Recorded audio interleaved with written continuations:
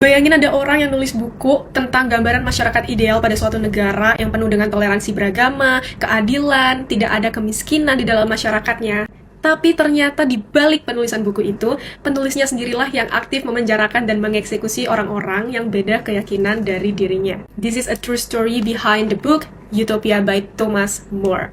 Yes, bukunya masih relevan banget untuk dibaca sampai saat ini. Ini adalah salah satu klasik yang berisi satir-satir dan kritik sosial politik pada zamannya. Masih relatable buat kita yang hidup di zaman sekarang. Utopia ditulis oleh Thomas More tahun 1516. Isinya tentang pulau fiksi bernama Utopia. Seperti namanya, ya gambaran masyarakat yang ideal di buku ini sebenarnya nggak ada di dunia nyata gitu. Di pulau itu nggak ada kepemilikan pribadi yang berlebihan. Semua orang bekerja hanya 6 jam sehari. Pendidikan terbuka untuk semua kalangan. Dan yang paling mengejutkan, ada toleransi beragama. Siapapun boleh percaya apapun. Dan selama nggak memaksakan ke orang lain ya, go ahead. Sebenarnya Moore itu nggak lagi mengimajinasikan negara yang beneran ideal, tapi dia lagi nulis refleksi untuk Eropa di abad ke-16. Negara-negara di sana itu penuh dengan korupsi, ketimpangan, kesenjangan, dan perang agama. Jadi setiap hal yang ada di buku ini itu adalah kritik langsung terhadap apa yang sebenarnya terjadi di Eropa. So basically buku ini mempertanyakan kalau sistem yang ada sekarang itu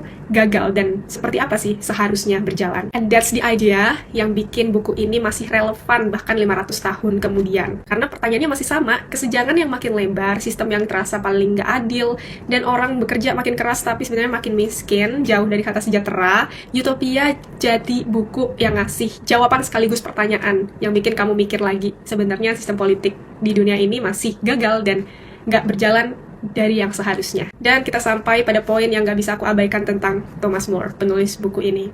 Di dunia nyata, si More ini adalah Lord Chancellor yang aktif memenjarakan Protestan. Setidaknya dalam catatan sejarah ada 6 orang dieksekusi pada masa jabatannya si Thomas More ini. Dan dia sendiri adalah orang yang mendorong perburuan para bidat. Jadi orang yang nulis tentang masyarakat ideal itu malah gagal hidup dengan standar idealnya sendiri.